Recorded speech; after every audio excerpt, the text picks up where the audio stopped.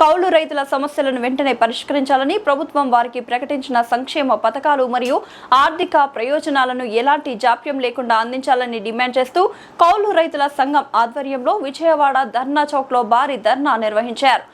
ఈ సందర్భంగా కౌలు రైతులు మాట్లాడుతూ సాగు చేస్తున్నప్పటికీ ప్రభుత్వ పథకాల ప్రయోజనాలు తమకు పూర్తి స్థాయిలో అందడం లేదని ఆవేదన వ్యక్తం చేశారు. పంట పెట్టుబడి సాయం, పంట నష్టపరిహారం, రుణ సౌకర్యాలు, బీమా వంటి సంక్షేమ పథకాలను అర్హులైన ప్రతి కౌలు రైతుకు అందించాలని ప్రభుత్వాన్ని కోరారు. కౌలు రైతుల సమస్యలపై ప్రభుత్వం తక్షణమే స్పందించి రైతుల జీవనోపాధిని కాపాడేందుకు అవసరమైన చర్యలు చేపట్టాలని ధర్నాలో పాల్గొన్న రైతు సంఘాల నాయకులు డిమాండ్ చేశారు. తమ న్యాయమైన డిమాండ్లు నెరవేరే వరకు ఉద్యమాన్ని కొనసాగిస్తామని హెచ్చరించారు. ఈ రోజు ఆంధ్రప్రదేశ్ రైతు సంఘం, ఆంధ్రప్రదేశ్ కౌలు రైతుల సంఘం నేతృత్వంలో రాష్ట్ర వ్యాప్తంగా రైతాంగం ఎదుర్కొన్నటువంటి సమస్యల పరిష్కారం కోసం సీఎం క్యాంపు కార్యాలయానికి రైతుల రాయబారాన్ని నిర్వహిస్తా ఉన్నాం. ఈ సందర్భంగా 28 జిల్లాల నుంచి అన్ని రకాల రైతాంగం పెద్ద ఎత్తున విజయవాడ కేంద్రానికి తరలి వచ్చారు. ఈ సందర్భంగా రైతుల పక్షాన మేము డిమాండ్ చేస్తున్నాం. రైతులకు 2 లక్షల లోపు ఉన్నటువంటి రుణాలను ఒక్కమారు రద్దు చేయమని చెప్పి కోరుతా ఉన్నాం. అదేవిధంగా 20,000 రూపాయల అన్నదాత సుఖీభవ అనేది దాన్ని ఇస్తున్నారు. అది 20,000 రూపాయలు కూడా సక్రమంగా ఇచ్చినటువంటి పరిస్థితి లేదు. ఇప్పటికే 10,000 కోట్ల పైచులకు వారికి బకాయిలు ఉన్నటువంటి నేపథ్యంలో కనీసం 50,000కు పెంచాలని చెప్పి మేము డిమాండ్ చేస్తున్నాం. అదే సందర్భంలో రైతాంగానికి అన్ని రకాల వారికి పెన్షన్లు ఇచ్చి ఆదుకునేటువంటి ప్రభుత్వం ఈరోజు రైతు ఆరుగాలం కష్టపడి జీవించేటువంటి దేశానికి రాష్ట్రానికి తిండి పెట్టే రైతుకు మాత్రం 10,000 రూపాయలు పెన్షన్ ఇవ్వాలంటే ఈ ప్రభుత్వానికి చేతులు రావడం లేదు.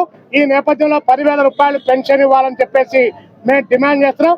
వివిధ రకాలైనటువంటి పంటలకు గిట్టుబాటు ధర లేక చేతికొచ్చిన పంట అది అమ్ముకోవడానికి అవకాశం లేకుండా ఒకవైపున పొగాకు రైతులు, ఇంకొక వైపున మామిడి రైతులు, మరొక వైపున మొక్కజొన్న రైతులు కనీస ధర కూడా లేక ఇబ్బంది పడేటువంటి పరిస్థితి ఒకవైపు ఉంది.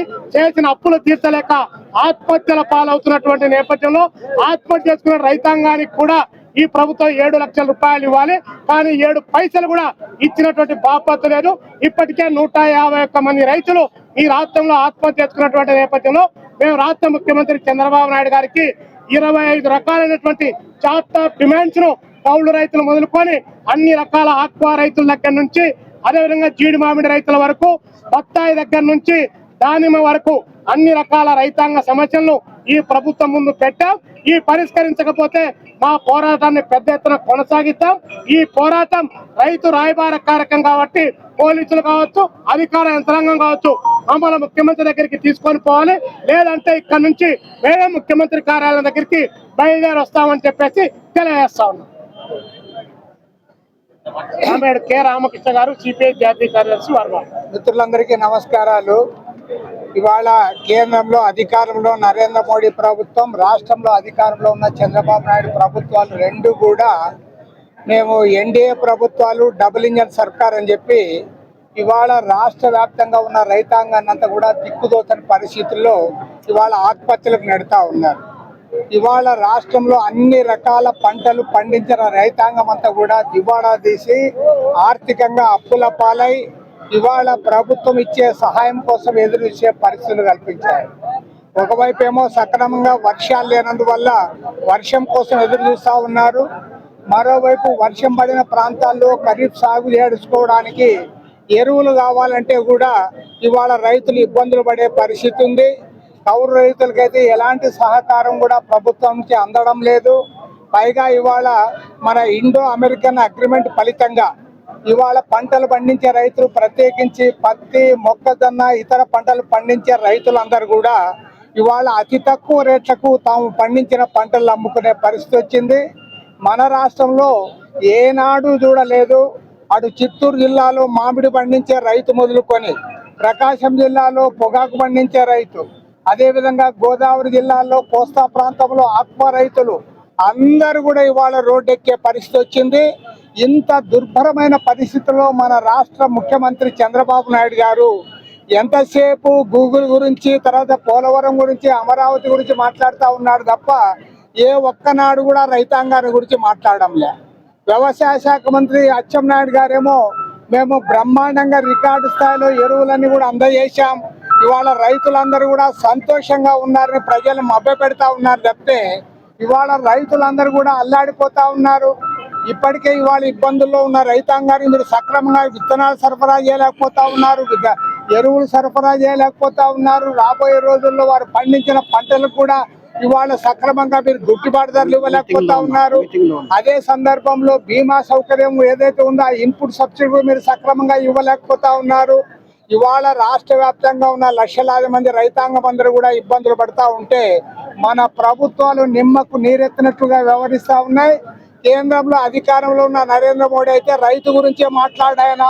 ఎంతసేపు వ్యాపారస్తుల గురించి, అంబానీలు అదానీల గురించి వాళ్ళకు ఊడిగం చేయడానికి సరిపోయింది తప్ప ఏ ఒక్కనాడు కూడా 12 సంవత్సరాల కాలంలో ఒక్కనాడు కూడా రైతుల గురించి నరేంద్ర మోడీ మాట్లాడాలి. ఇవాళ రాష్ట్రంలో అధికారంలో ఉన్న ప్రభుత్వాలు మీరు మాట్లాడుతూ ఉన్నారు కాబట్టి చేసింది ఏమీ లేదు. కాబట్టి ఇవాళ ఇంత పెద్ద ఎత్తున రైతాంగం అందరూ కూడా తరలి వచ్చారు. మేమందరం కూడా ఇవాళ ముఖ్యమంత్రి గారిని డిమాండ్ చేస్తా ఉన్నాం. రైతు సంఘాలతో చర్చలు చేయాలి, వారి సమస్యలన్నీ పరిష్కారం చేయాలి. పరిష్కారం అయ్యేంత వరకు కూడా మా పోరాటాన్ని కొనసాగిస్తాం. ఇవాళ రైతాంగ సమస్యలు పరిష్కారం చేయకుండా ముఖ్యమంత్రి గారు ఎన్ని మాటలు మాట్లాడినా, ఎన్ని వాగ్దానాలు చేసినా, ఎంత మొత్తం మీడియాలో డబ్బా కొట్టుకున్నా అది ఉపయోగం లేదు. రైతు సమస్యల పరిష్కారమే ప్రధాన ధ్యేయంగా ప్రభుత్వం ముందుకు రావాలని చెప్పి ఇవాళ హెచ్చరిక చేస్తా ఉన్నాం. ఆ హెచ్చరికలో భాగంగానే ఇవాళ రైతుల రాయబార కార్యక్రమాన్ని కూడా మేము పూనుకోవడం జరిగింది. మిత్రులందరికీ కూడా నమస్కారాలు. రావుల వెంకయ్య, రైతు సంఘం జాతీయ ప్రధాన కార్యదర్శి. ఈరోజు ఆంధ్రప్రదేశ్లో రైతాంగం ఎదుర్కొంటున్నటువంటి సమస్యల మీద రైతు సంఘం, కౌలు రైతు సంఘం చాలా పెద్ద ఎత్తున పోరాటానికి సమాయత్తం అవుతా ఉన్నారు. ఈనాడు చంద్రబాబు నాయుడు ఏ రైతు యొక్క సమస్య కూడా పరిష్కారం చేయడానికి ముందుకు రానటువంటి పరిస్థితి కనపడతా ఉంది. అదేమంటే అగ్రికల్చర్లో డిజిటలైజేషన్ తీసుకొస్తానని చెప్పంటున్నాడు. డిజిటలైజేషన్ అంటే ఏంటి? ఇలా ఓటీపీ చెప్తేనే ఎరువులు పొందేటువంటి పరిస్థితి కనపడతా ఉంది. ఎంతమంది ఓటీపీ చెప్పగలరు రైతులకి? అది సాధ్యమయ్యే పనేనా? మరి ఈరోజు నిరక్షరాస్యులుగా ఉన్నటువంటి యావత్ రైతాంగాన్ని ఇలా తీసుకెళ్లి ఈ డిజిటలైజేషన్లో నెట్టమంటే రైతాంగాన్ని ఇబ్బందులు గురి చేయటం తప్పితే మరొకటి కాదు. అందుకని చంద్రబాబు నాయుడు ఏదో అనుకుంటా ఉన్నాడు, నేను రైతు సమస్యల పరిష్కారం చేయకపోయినా నా ఇది కొనసాగిపోతుందని చెప్పి ఆయన అనుకుంటున్నాడు. ఇదే నరేంద్ర మోడీ గతంలో కూడా ఆయన అట్లే అనుకొని మరి రైతాంగానికి వ్యతిరేకంగా 3 నల్ల చట్టాలు తీసుకొస్తే మొత్తం రాజకీయాలకు అతీతంగా, పార్టీలకు అతీతంగా యావత్ రైతు జాతి అంతా కూడా ఒక తాటి మీదకి వచ్చి 13 నెలల పాటు పోరాటం చేస్తే నరేంద్ర మోడీ దిగి వచ్చి వాటిని బేషరతుగా ఉపసంహరించుకొని మొత్తం యావత్ రైతు జాతికి క్షమాపణలు చెప్పినటువంటి పరిస్థితి జరిగింది. ఇలా చంద్రబాబు నాయుడు కూడా అదే పద్ధతుల్లో రైతాంగాంతో పెట్టుకుంటే అది సాధ్యమయ్యేటువంటి విషయం కాదు. మరి దేశంలో ఏ రకంగా నరేంద్ర మోడీకి జరిగిందో నీకు కూడా ఈ రాష్ట్రంలో చంద్రబాబు నాయుడు కూడా యావత్ రైతు జాతికి క్షమాపణలు చెప్పాల్సినటువంటి అవసరం ఉంది. రైతు సమస్యలు పరిష్కారం చేయటం కోసం ముందుకు రావాల్సినటువంటి అవసరం ఉంది. దానికోసం రైతాంగం ఎటువంటి పోరాటాలు చేయటం కోసమైనా, ఎటువంటి ఉద్యమాలు ఆందోళన చేయటానికైనా ముందుకు వస్తున్నారు. అటువంటి రైతాంగం ముందుకు పోవాలని, సమస్యల పరిష్కారం కావాలని డిమాండ్ చేస్తా ఉన్నాం ప్రభుత్వాన్ని.